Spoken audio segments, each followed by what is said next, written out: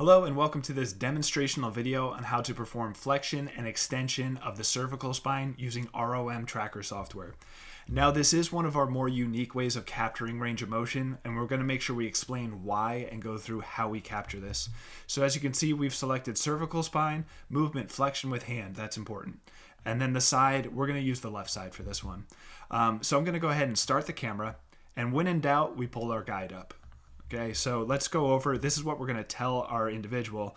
We're going to place left hand over the left ear with the middle finger pointing upwards. Why? So it's actually the middle finger that's going to be collecting the range of motion. As you can see, as I move my hand, then that's what's changing the range of motion collection on the screen here. We're going to flex our neck forward because this is cervical flexion, bringing your chin down towards your chest. We want to make sure the head and the left hand are completely visible during this movement. And the positioning, how we set our patient up, we are in a side profile with the camera on your left, keeping your left hand on the left side of your head with the middle finger pointing upward, okay? So the hand is just riding along with the movement, and it's the middle finger that we're tracking to make sure that we're getting an accurate range of motion. This is the most accurate way of tracking the range of motion of the cervical spine with the current layout that we're using. Okay, so what I'm going to go ahead and do is I have a 5-second timer set up. And so I'm going to go ahead and capture that just because I need to set myself up. If you as the tester are hitting the capture button, you don't need the timer. That's just for me right now.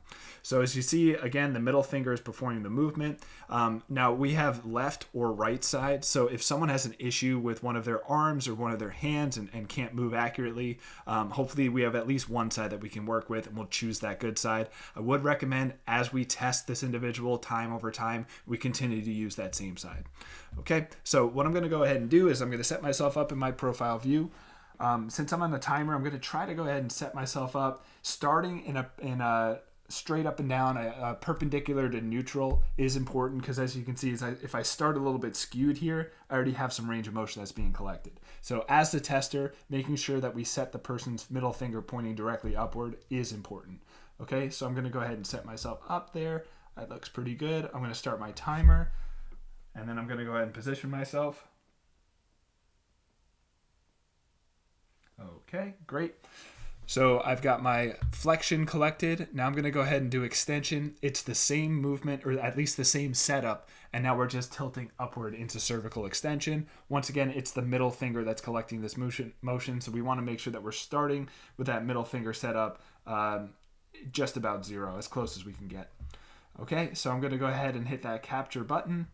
I'm going to set myself up, tilt up.